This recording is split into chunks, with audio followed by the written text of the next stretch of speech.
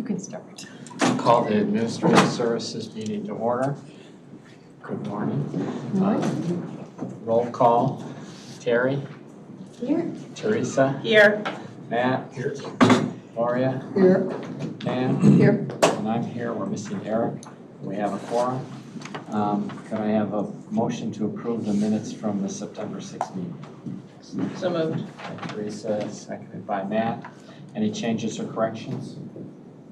All those in favor? Aye. Any opposed? They're approved.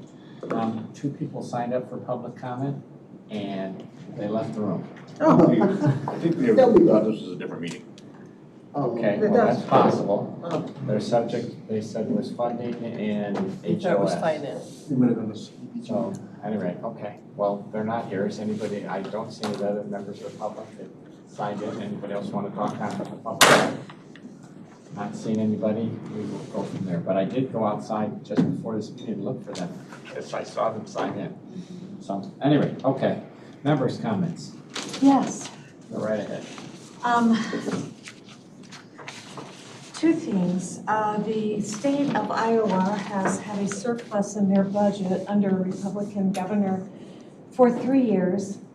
And I just wanted to point out that as the administration committee, there are many things that come across our desk that we may be approving without looking at a deeper level. And that we are spending the money of the taxpayers of McHenry County. And additionally, this is under a Republic office, and the county is held by Republicans and the board. So I think that we need to start being more fiscally responsible and protect the taxpayers' pocketbooks in McHenry County. Additionally, there is a contract with the city of Chicago for housing, and McHenry County is specifically listed in it. Now, I know that we're looking into what we can do at the county level, but I bring this up at administration just in case any part of it touches our committee, that we have to not allow this. There's a small town in Texas border that's 25,000 people that now have over 50,000 illegals that have overrun their city, and that's what's happening in every place that they're being taken in. Not only that, not only for the unincorporated area of the county, but what are the villages doing? So I just want to bring this to our attention, have it on record, and make sure that we're doing everything that we can to stop this. And I've had every constituent I come in contact with brings it up. What are we doing? What are we doing? Thank you. Any other member comments? Presentations and new businesses are further down. Routine consent agenda. Does anyone want anything removed from the routine consent agenda? Matt? 7.4. 7.4. Any others? I'll make a motion to approve the routine consent agenda 7.1, 7.2, and 7.3. Is there a second? By Teresa. Roll call. Okay, we're spending money. Pam? Yes. Teresa? Yes. Terry? Yes. Matt? Yes. And Gloria stepped out, but I'll vote yes that 7.1, 2, and 3 are approved. Can I have a motion on 7.4? So moved. By Teresa, is there a second? By Pam? Matt, you raised it, go ahead. The reason I raised it is because, it's over $1 million, and I didn't see any other vendors bid. I didn't know if that's because we couldn't get any other vendors to bid on this, or how is this happening? I realized they had a regime change too through a sale. I read that. Right, so Stan sold the business because they both retired, Mark and Tony. They sold it to Gordon Flesch. We've been working with Gordon Flesch for about a year now. We're buying this under two different types of previously bid contracts, right? So it's contracted pricing without us having to do an RFP. So the last two times that we did this, the last two 5-year deals, we did do an RFP, and we got substantial amount of responses. And it took 2.5, 3 months to weed through those proposals. Because when you do an RFP, you know, you spell out exactly how you want the information presented back to you. Well, nobody ever presents it that way. So it's a lot of work to go through that. So utilizing these pre-sourced contracts, is that the right term, Anna? That's fair. Makes it a lot easier. I'm not trying to put anybody through any undue work. It's just, like I said, it's locked in for 5 years. We're making decisions for boards to come after us, and this decision's over $1 million. I just don't know that. I'm just personally not real comfortable with that. I've done bidding my whole life in my industry also, and it is a pain in the butt, as you're right, to equalize bids. Nobody realizes that apples aren't oranges. But I get it, but at some point when we get into this elevated cost level, do we owe something to our tax-paying base to say, yeah, we took a second look? Is it something that we can garner a second look at?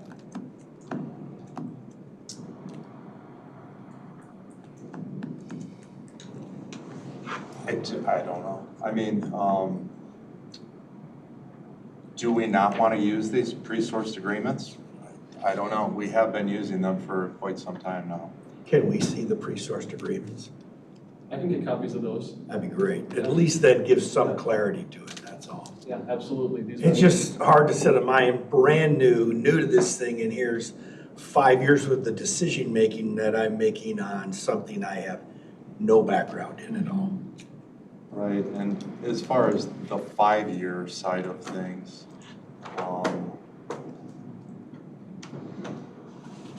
it's pretty intrusive to the organization to move all these units out and move them back in. I get that, yeah. And it takes a lot of time, and then there's a learning curve.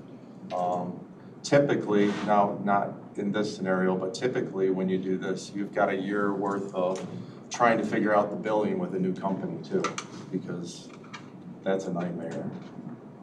So doing something for a year doesn't make a lot of sense. And that's great, and all I'm saying is that we were looking at one number, one bidder for 5 years worth of contract. I don't know that that's a good characterization, because when they do these RFPs for these pre-source agreements, they have multiple bidders. I know, okay, I clarify that. I'm looking at one bidder for one contract. That's what I'm looking at, so. I can say the tips in the sourcewell contracts do meet or exceed the county purchasing requirements, so all that vetting's been done. I'll get you a copy of the tips and I've got the contract. Yeah, that'd be great, just so we have something more than just $1 million and here. Sure. And I'm gonna be bad again. I think that one of the things that continually occurs is that when we have elections and new board members, there's not a lot of historical information they bring to the table about why we do what we do and how pre-sourcing works. Sure. And all of those things. So maybe as we make the presentations and add the resolutions on the consent agenda, maybe there's a little paragraph that provides all that information. This is something we do, this is what's included, and that way we're educating people and you have more information. And then maybe be prepared to make those statements before we actually do that. Yeah. I mean, I think it's not, I don't think anybody is ever saying, no, absolutely not. It's just you're asking the questions because we don't have enough information. Do the videos though, and we are fully aware of what's going on the board. I did several years before I got on the board. So. Yeah, and the truth is, So we're not though, all- I'm commissioned to basically oversee this, and I'm commissioned by those folks behind me. And like Terry had just mentioned, I don't know about the rest of you, but we're in budget time, and I'm being inundated with questions. And then $1 million comes across admin, and I rubber stamp, I'm asking a question, that's all. A tiny bit of clarity for me would be fantastic to move on, because then when I'm asked by my bosses, I can say, hey, I saw this, that, and the other, and this makes sense for the county moving forward. Not just, here's $1 million resolution, please stamp this on. No, yeah, I recognize that. Because I'm It is a catching lot it of all money. over. Lord forbid I ever vote for the motor fuel tax again. Okay. Well, you got friends. All right, thank you. So we will get everybody those contracts? No, I don't need it, thank you. Send them to the people that want it, that's fine, I'm okay You with what I send it to have. me. I have a background, so it's okay. Any other questions about 7.4? Not seeing any, I'll go to vote. Gloria? Yes. Pam? Yes. Teresa? Yes. Terry? No. Matt? I'm gonna say no till I see that, but that will change for the cow. And I'll vote yes, this will go forward to the full board. We have no old business, capital plan update. Lindsay Osborne's gonna be playing the role of Tom Burrows today. I'll try my best. Big shoes to fill there. I know. All right, so we'll address, I'm Lindsay Osborne, I'm the facilities coordinator. We'll address some of the projects that we're wrapping up with. Sheriff Joint Training Facility is substantially complete. We're just addressing some punch list items. The courthouse building envelope phase 6, that is also substantially complete. Again, minor punch list items. That project has been a 6-year phase project that we are completing 1 year early and about $1 million under budget. Yes. Yeah. Well, there's your million. Yeah, there's the million. Sheriff Firearm Training Facility in Cary, that one, we started the interior concrete slab. There's some backfill going on and some masonry work starting up. The anticipated open date on that would be March of 2024. The exciting Valley High Memory Care Wing, that project kicked off last week, so we started with the exterior demolition and excavation, and that began on the 28th. Valley High kitchen flooring replacement, that project will start October 18th and is anticipated to run through the 30th, and they'll have a brand new floor to work in. Let's see. And then the rework of the archive storage, which will have a much needed health department storage added to it. That should be out in front of the county board for approval in October. Actually, can I add onto that?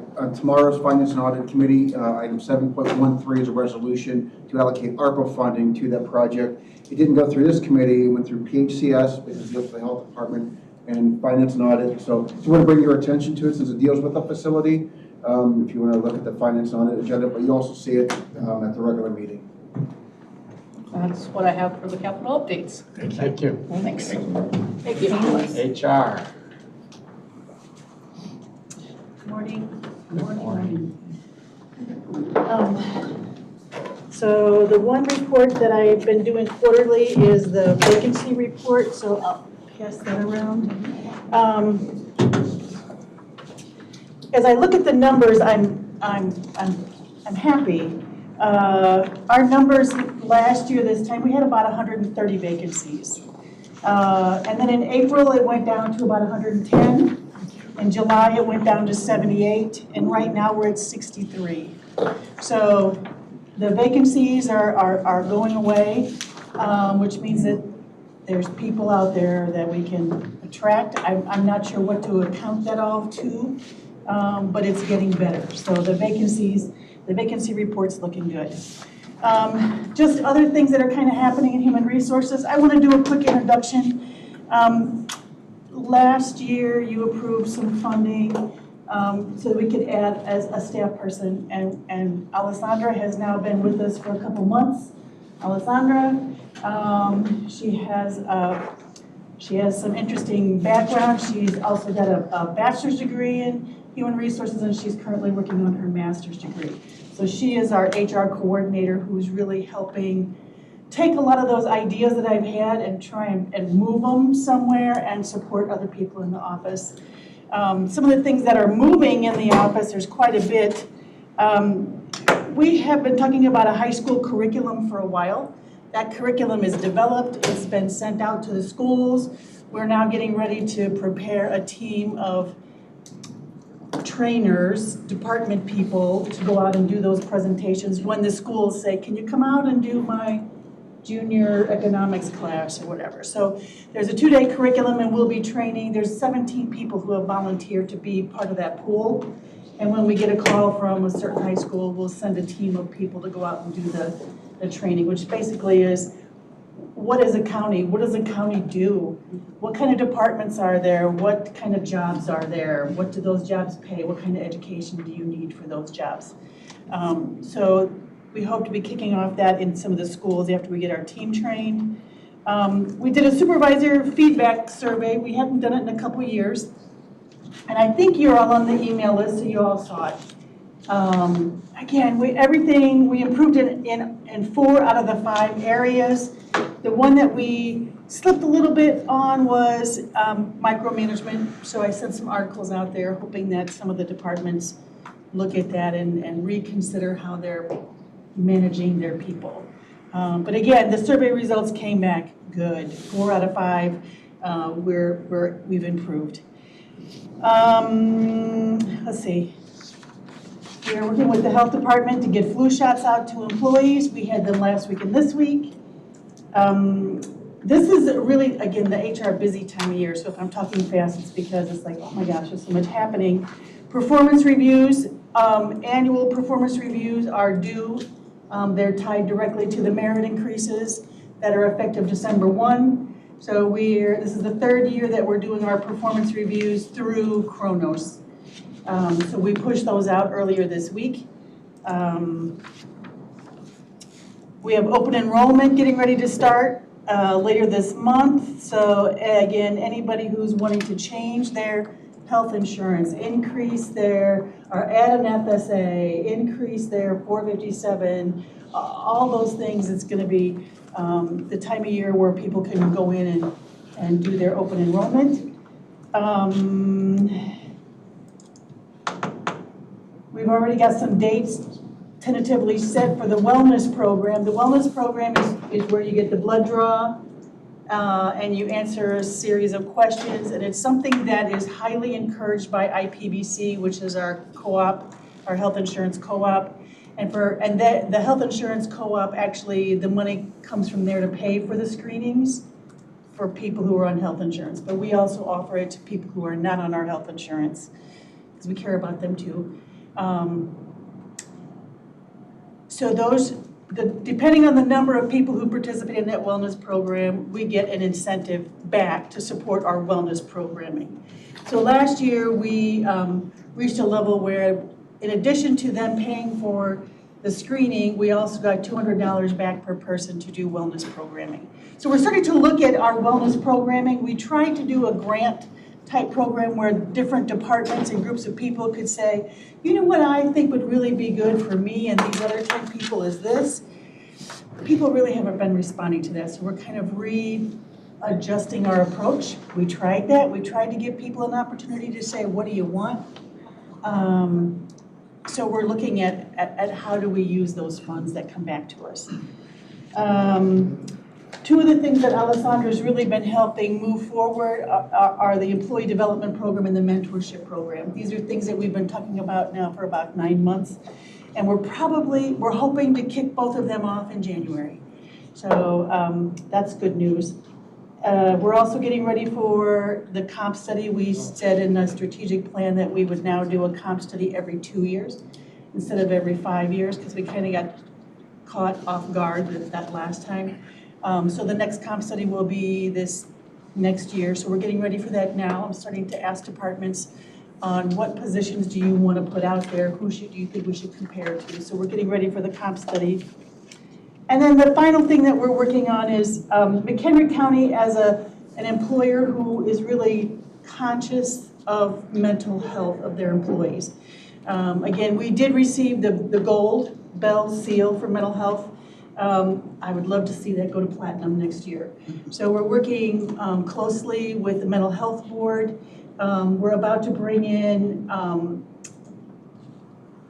QPR. So it's the prevention, suppression, prevention, intervention training for all staff. So if they want to come, if they have kids in high school who there's all kinds of things happening with our young people and suicide. Our suicide rate is high. So it's more of an awareness, and what do you do if somebody says certain things? Where do you direct them? So it'll be about a 1-hour training that we'll make available to any employee who wants to take advantage of that. We're also going to be doing something around de-escalation. So again, if they're confronted by an angry resident, how do you de-escalate? How do you work with them and not buy into that and raise it any higher? So those are 2 mental health related trainings that we'll be bringing in shortly again, and I think that's it. Questions? Yes, questions. Discussions. I just wanted to ask here on the annual rate on this table, is it payroll burden or base salary? This is their base salary. This is if they were filling that position, what that position would cost. It's just the base salary. It's not Can we IMRF, see it, it's not, just in the future, can we see it in payroll burden? Because it's significantly more with payroll burden on it. yeah, if you add IMRF and you add insurance and social security. But So, since those are optional, many of them, yeah. it would be difficult to do it unless you're looking at current employees. Yeah, we could add IMRF and FICA. That's not true. There's an average payroll Yeah, burden per head count with the county, and so we can put that in there. And then also additionally, I wanted to ask you, when you talked about we have a high suicide rate, under 18, and every suicide is absolutely horrible, but over the last 4 years, we've averaged less than 2 a year under 18. So I just, we're making a statement that our suicide rate is high, and granted, 2 under 18 suicides a year is tragic in a county of 330,000+ people. But I don't know if high, it's something of course we want to take action on with, but high, it's actually dropped 66% in the last year. But just for 18-year-olds, for children, not for the whole county. The whole county. Middle age I know, people are she's more in talking danger. about, she was talking I'll specifically. tell you about everybody. I was just using that as one of the examples. So our 72% increase is from 28 to 45 in a population of 303,000. And that's many of our employees. So, And their spouses and their relatives. And so I'm just, just want to make sure that we're not inciting with the words that we use what the true situation is. So that's, I mean, it's important, it needs to be said, but using the word high,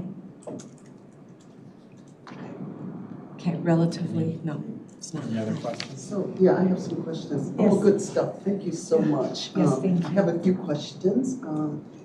So for the wellness program, you said that you get some money reimbursed if that is a good program, and you offer it to people who are not on the insurance as well. Do you get any money for them, for the ones who are not? No, I we don't don't. think so. I just No, was we just absorb curious that. about We that. absorb that through the our funds. Okay, and then the program that you mentioned in the schools for the high school curriculum Yes, program. yes. How do you contact high schools about that to let them know it's available? I worked with Diana Hartman last year. I presented the curriculum to her, made some tweaks, sent it back to her. She distributed it out to all the schools. Okay, great, that's Yes. wonderful. And so if there is a school though that doesn't know about it, who would they contact? Would they contact Diana or would they contact you? If there's somebody who wants to do it, Mhm. they can contact HR directly. Okay, Yeah. cool. And then the 2 programs that you mentioned at the end, one was for intervention and the other one was for de-escalation. Yes. Do you have dates for those? We don't, well, we have, I believe we have, I don't have them on me. As I soon can as you get them to do, you. let me know. Okay, I'd be all right. interested in both of those. Yes. I mean, can- I've done those before, of course, but it's good to see. We have a date for the suicide prevention, but I don't. Okay, all of those. Okay, Yeah, maybe even do some as CUs. Okay. all right, dates. Okay, thank you. All right, Any others? Thank you. thank you. Communications. Good morning, everyone. Hello. For those watching at home, my name is Lisa Schuler. I'm a Communications and Project Manager here at Montgomery County. And this is my report on McHenry County Communications. So, first exciting news to report. On Monday of this week, we had the opportunity to have a training from IEMA presented by the Public Information Officers of the Illinois Emergency Management Agency / Office of Homeland Security. So that was fantastic. And it wasn't just, county administration that got to go, it was all of our other PIOs as well. So it was a great learning opportunity, great networking opportunity, and hopefully there'll be more opportunities for us to learn more and develop our skills going forward. In addition to that, we also had a very successful campaign with the Circuit Clerk's Office. So last week was Amnesty Week, which was an opportunity for different individuals with, fines on their records to, pay their fines and, waive the interest on that. And we're very, very proud that it was a very successful week. There were, 94 different cases got paid, $25,000 plus got collected. And, the taxpayers, saved money too. So $19,000 was saved for the individuals paying their cases. So good day, and was very proud to be able to help out the Circuit Clerk's Office. We have also partnered with the Community Development Division to get out the word regarding the roofing assistance program. So glad that made the front page of the Northwest Herald, and look forward to seeing that program go forward. Also, as far as our growth of channels, we've had all 4 of our channels growing, which is good. You can read that data there. We've had Instagram reach increasing compared to last month. The other 3 channels are kind of slagging, which is annoying me. But, I know, not a very good technical term there, but I'm looking forward to some video projects that we're going to have that I think are going to boost the numbers for the next month. So more to come on that.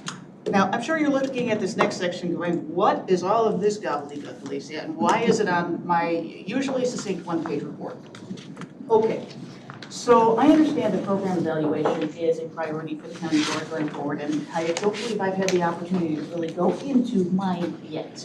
So, again, for the communications purposes, I'm sure next month or maybe afterwards I'll get to go into that, but, just trying to give you a little taste of what is to come. Getting an idea of how we're reaching our constituents and, what the engagement with our post is, because that really is the way to benchmark and compare to other units of government or other industries, et cetera. So more to come, it's there, and you can also get a taste of some of the best posts that have come out on our channel. So that's what I've got for right now. Any questions for me? Love the post items. That's great. Easy to read, numbers are fantastic. Thank you, I appreciate that. I will also be giving you guys the abbreviated strategic plan report card. It's a 1-page summary. I'm sorry, I'm used to having an intern, and now I don't have Lisa, so I have to add a couple more items onto that have just come up, but you shall have that by end of business today. Thank you. Thank you.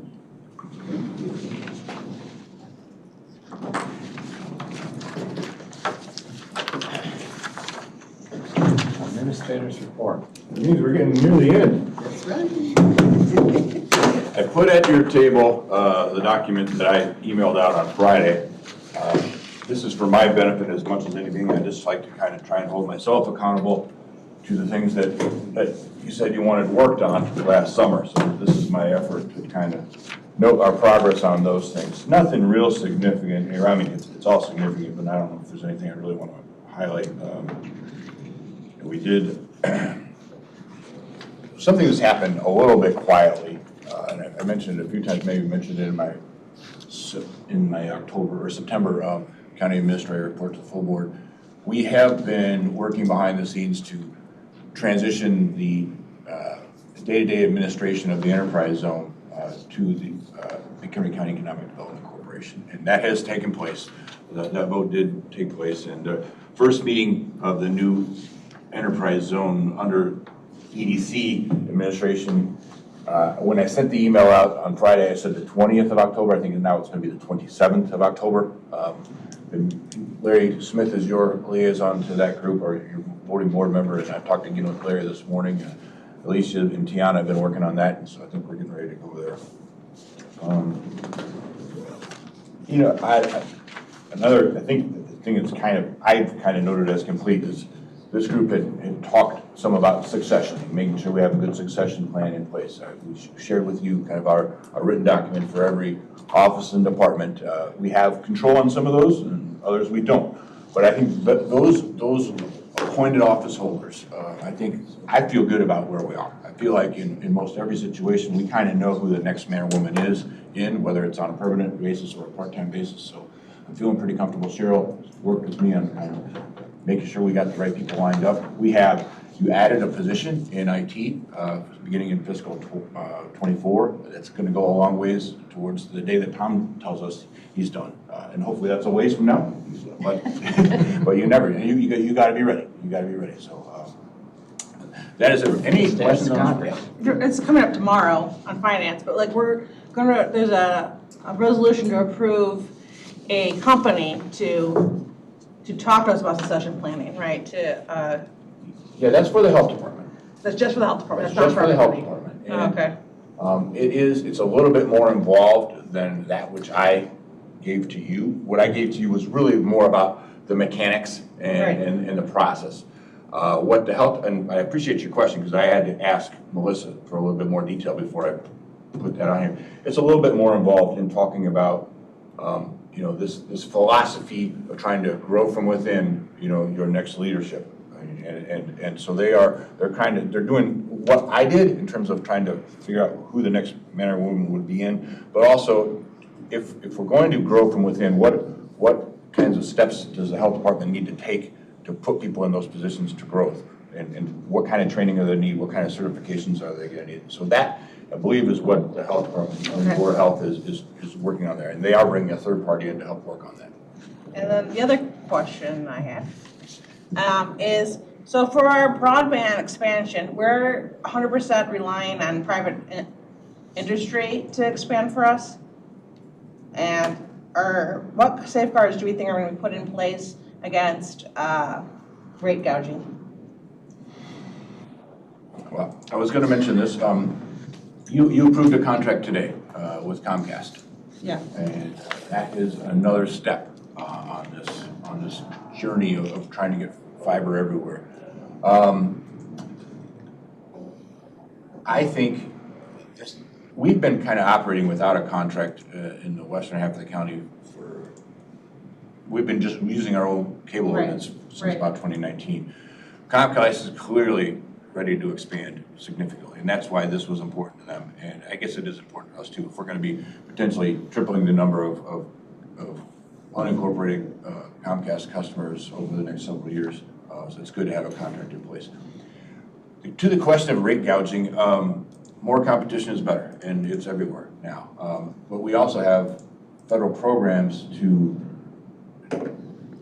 allow access to the internet for like $30 if they can't afford the typical program. And part of our agreement with these companies is that we will market those programs.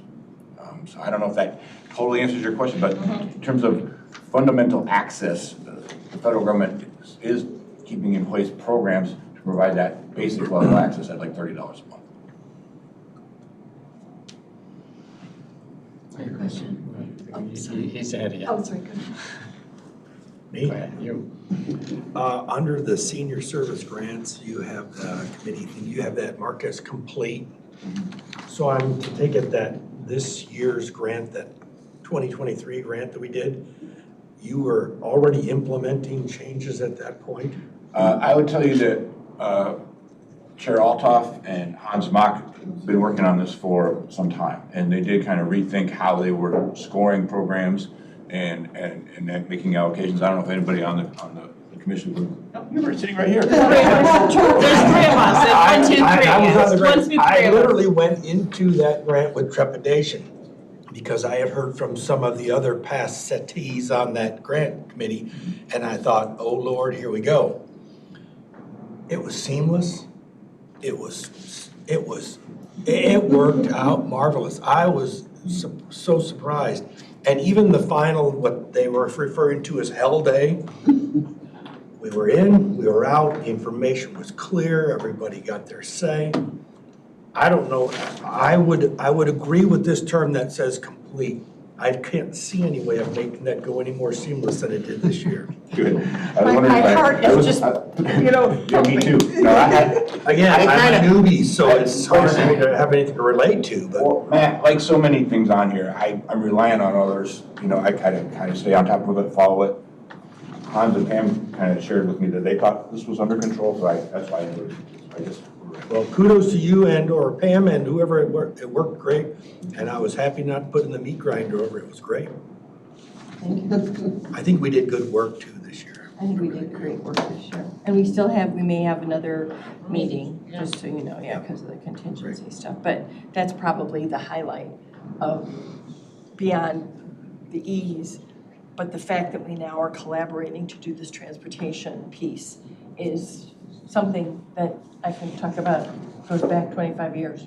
So I'm really happy to see that kind of collaboration too out of this. I want to go back to your cable question too, but go ahead. Oh, okay. Are we forecasting the tax revenue from the broadband expansion? Are we forecasting the tax revenue to the county from the broadband expansion? Didn't it say 550? Not really. I mean, it's in the budget, but we don't know the pace that this is going to go. So we're using fiscal 23's cable revenue and just with mild acceleration, you know, mostly based on the number of customers now.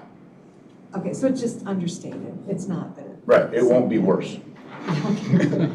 And then my second, let me remember. Oh my God. The pace is terribly frustrating right now. We have been told that the state was going to make decisions June 30th, July 30th, August 30th, September 30th, and there still haven't been any decisions. And clearly, there's a lot of thought that the state is putting into about where they're making their initial allocations, and there's all sorts of layers of equity questions that are getting funded. But you can't help but just see there's so much money there. It's really a question of when, not if.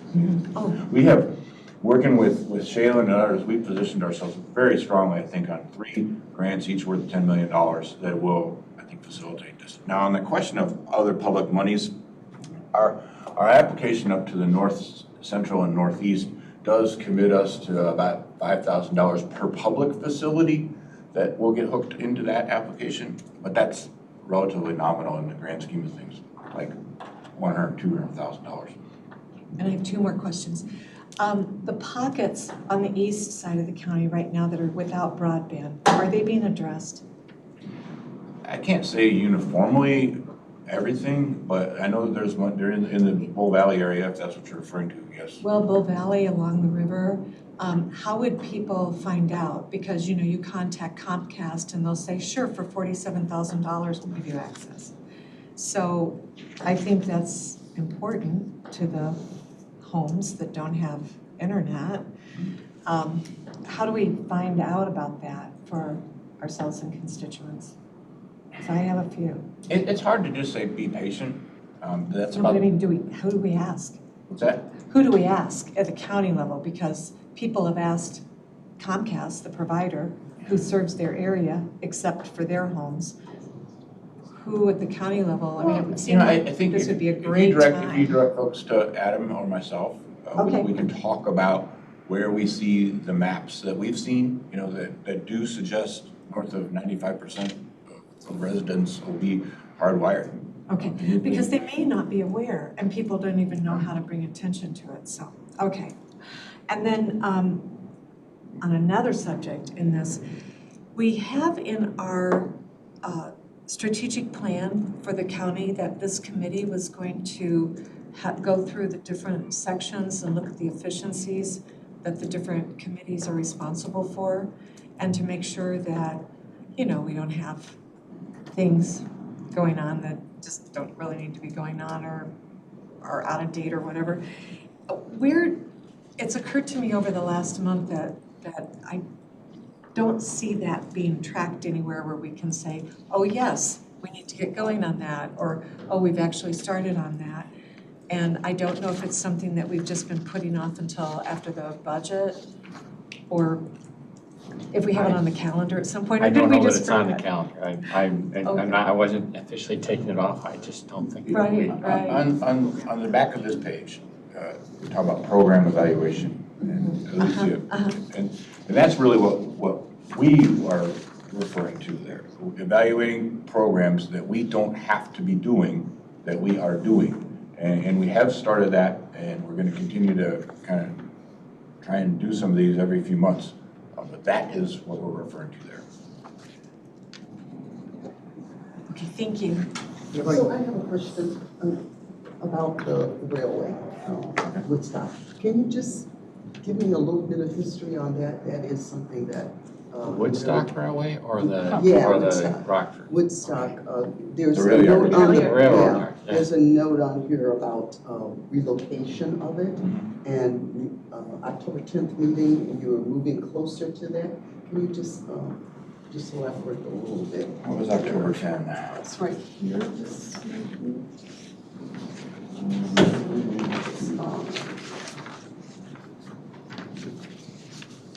Okay.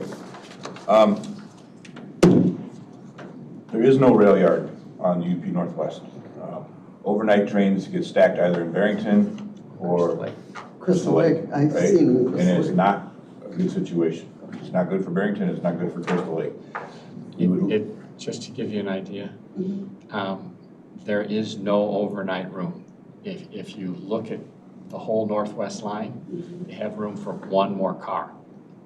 Not another train, you have room for one more car unless they build a yard. Okay. So for several years now, we have been working on, with Metra, to construct a rail yard on the west side of Woodstock, right? And that would allow more efficient service of all those trains and engines for Metra. They see that as a win. It would also get more service through Woodstock, and that's a win for Woodstock. That both mayors of Woodstock have been very enthusiastic about this. But like everything, it's a painful process when you are trying to account for a lot of federal money. And the leadership at Metra has slowed this down because they want to make sure that they're checking all the boxes to make sure that they get all the federal money. We kind of know where this is going to go, but now we have to kind of go through a process. It's the NEPA process, Natural Environmental Protection Act. It's a process where you have to make sure that the site selected is the right site, and the impacts on nature are right, but it also has been a fair and vetted process, and before we spend $90 million, $100 million on constructing a rail yard, that it was done in the right way. That process is now underway, but it's taken a year to get the thing going. So that meeting on October 10th is kind of a kickoff of that process, and it'll probably take another 9 months after that. So do you anticipate that it would be west of Woodstock Yes. in unincorporated? I probably think it's going to be in Woodstock. Okay. And I don't hold me to that, but the reason, that's why we kind of know where there's only so many places this can work, because you got to be proximate to the rail, you got to be proximate to electricity, you got to be proximate to water, sewer, and the right kinds of things. So it's probably going to be in Woodstock, but that's part of this process. We're not supposed to assume anything. We're supposed to start with a blank slate and let the process tell us where it needs to be. All right.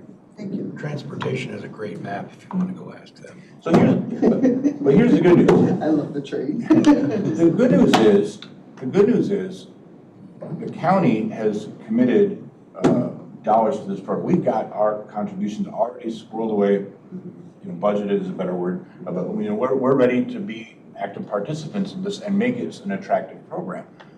Metra clearly is in on this. I mean, they are committing $4 million to this study. So it's not like they're just playing around. This is a real commitment. What they aren't committing to is a timeline, because, and for obvious reasons, everything's up in the air with the RTA right now. So they're comfortable going slow, but at the same time, they're clearly committed to it. Do you have any idea how this will impact Woodstock? Well, it will increase trains in Woodstock by 9 trains a morning. Okay. What about, their financial obligation? Woodstock isn't really a player in So it. it's gonna be federal? It's gonna be Metro, Mhm. federal, and county. It has the, So Woodstock if has you- everything to gain? Woodstock has everything, just to give you another location, because of the way McHenry's at, the train station the new train station in Crystal Lake, in the mornings would have a train every 6 minutes going to Chicago. Wow, You're talking Pingree. wow. Yeah, Pingree. Because McHenry's comes down and that one comes across, and all the trains from Barrington are coming out north Mhm. of Woodstock. And all the trains in Crystal Lake will come out north of Woodstock. So it will significantly increase the ability to get to Chicago on a morning from Woodstock or even from Crystal Lake. It's not just Woodstock that's excited about this, although they're the most excited. Every community on the line benefits. And the whole conversation we're having about workforce housing Mhm. is also taking into account the increase in available public transportation for people. Always comes up. And just one other thing, I know this it's a little long, but there's always some talk about having another stop in Ridgefield. Has that died kind of? I would say it's not. They say it's been dead for a while. Yeah, they're Okay. I don't mean won't say never, but it's not on the near term. Okay. Thank you. Any other questions? I got any questions on this? Because I have a couple other things I wanted to point out. Go right ahead. All right, Adam and Shaylin did a good MCMPI municipal purchasing initiative meeting a couple weeks ago down in Lakewood. You had like 50 plus people down there. It was a great kickoff. Shaylin and I on Sunday afternoon at the International City County Management Association, we presented to about 100 people her position. You know, a bunch of city managers and county managers. It was fun to kind of show off what we're doing. We got a lot of good compliments. I mentioned the enterprise zone meeting. We have committed representatives, Pam and Adam Wallen, to the ISACO's Wind Solar Facilities Task Force. Working on that. Obviously preparing for Finance Committee tomorrow. It's going to be a big one, but I think we're heading in the right direction. There's going to be a Township Bridge Road funding meeting some evening coming up soon with Township Road Commissioners, because that discussion's been advancing nicely with the Transportation Committee. I referenced the cable contract. I didn't want to let this get by without any discussion. This is a big deal, and I think it's a demonstration that Comcast is really getting ready to commit a significant investment in McHenry County and all of our rural funds. It's the hard wiring that is contemplated is more than we ever anticipated when we started down this path. So I hope that's the way it plays out. We referenced the asylum seekers and camp contract. I too have had calls on this. I took one yesterday when I was in the airport. And Scott, you help me on this. There is, because I've asked, there is a contract in place that has the word McHenry County on it. That's, to our understanding, that's simply an enabling language. It's just, it was like they threw everybody in there and said, well, if there was another camp, could you do here, could you do it here, could you do it here? So it's a piggybacking or enabling language, but some people have seen that. And I had a gentleman just yelling at me, no, I heard on the radio, it says McHenry County entered into a deal. I said, I assure you, I go to the meetings, it wasn't on the agenda, McHenry County hasn't entered into a deal. No one has the authority to do that. So I'm gonna clarify enabling, that it were named in it that says in the event that we, McHenry County, wish to take advantage of the terms of that contract, we would be able to.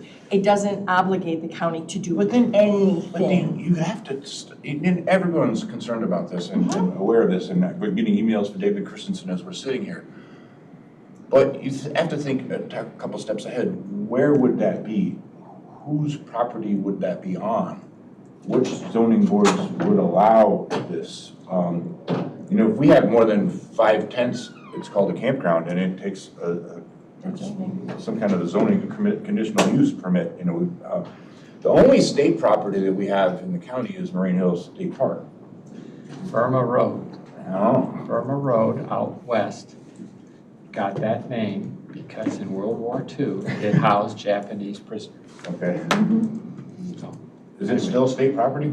I don't have any. But I do know that that's, I'm gonna say I don't believe so. I think you're absolutely correct. The only state property within McHenry County is the Moraine. Yeah, so I don't know, I mean, I'm not saying, don't say never, but, to have a large scale camp, you've gotta have a willing part, it's an agreement, it's not an edict. We're gonna stay on top of it. Well, okay. But we do have willing partners in Will County that have accepted dollars.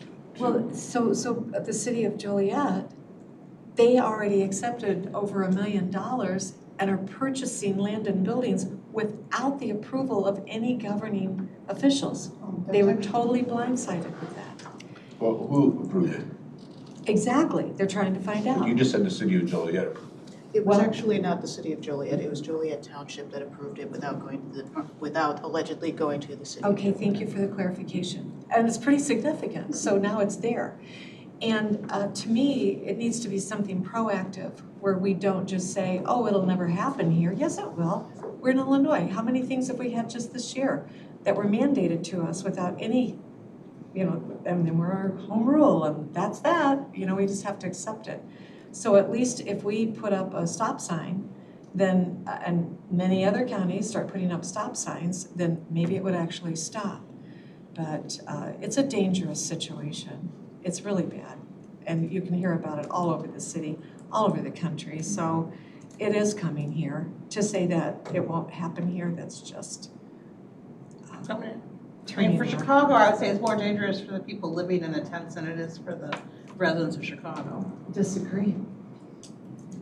Well, We're talking about refuge. I know the rhetoric from some is that these are dangerous drug cartel people. But in reality, when you look at the actual facts, these are people who have been pushed out of their towns. time out. I know you don't want to talk about it. We're not resolving this. Point of administrative. Yeah, Let's get to where we need to be. We are Administrative services. We are watching this and we are not saying never. Well, I'm just trying to say that there are some things that there would need to be some acquiescence, or needs to be some kind of agreement, I think. We're emailing with David this morning, talking about getting together some of our key stakeholders. Again, what is the latest information? What is, how can we be It's prepared? coming whether we want it or not. Right, I mean, I do think for city planning and for planning of empty buildings, somebody was brought up to me indirectly, not a constituent, but somebody who talked to a constituent talked to me, said that, there's worry about the people taking over the empty buildings in my town. I mean, if, and I don't believe this would happen, but if a bunch of people from Chicago got on a train somehow and then came over and took over the old empty buildings along the train station, there would be an issue, right, for law enforcement trying to enforce the squatter laws. But I do think that we do need to be cognizant of what would our plan be if we find refugees are being pushed out to our area because they've run out of room in Well, and they're Chicago. legitimate But not- concerns because of the new safety But act. right. You can't be But trespassing. I'm not worried that they're gonna be criminals. Can't be arrested. I'm more worried about the humanity of it. The humanity in Chicago, people living in those tents over winter is a humanity issue, not a danger issue for residents who have lived in Chicago forever. Just like if they find themselves pushed out into McHenry County off of the train lines, the danger is not to the citizens of McHenry County. The danger is, where are they gonna live in the winter? Right? Where's the humanity? So I think that's something that we think about. We do think about how do we take care of the people who are living here. So I appreciate all those who work on those issues. Police chiefs are meeting at 3 o'clock this afternoon Yeah. to talk about pretrial fairness, but I suspect this will come up. Any other questions for Peter? Any other issues? Last thing I want to mention, Cheryl mentioned it a little bit in her report, yes, today's Wednesday, Monday afternoon, I met with the National Association of County Administrators. We had what we call an idea exchange, where we just sit around and do kind of, what are you doing stuff. And we talked a lot about the challenges right now in recruitment and retention. It's everywhere.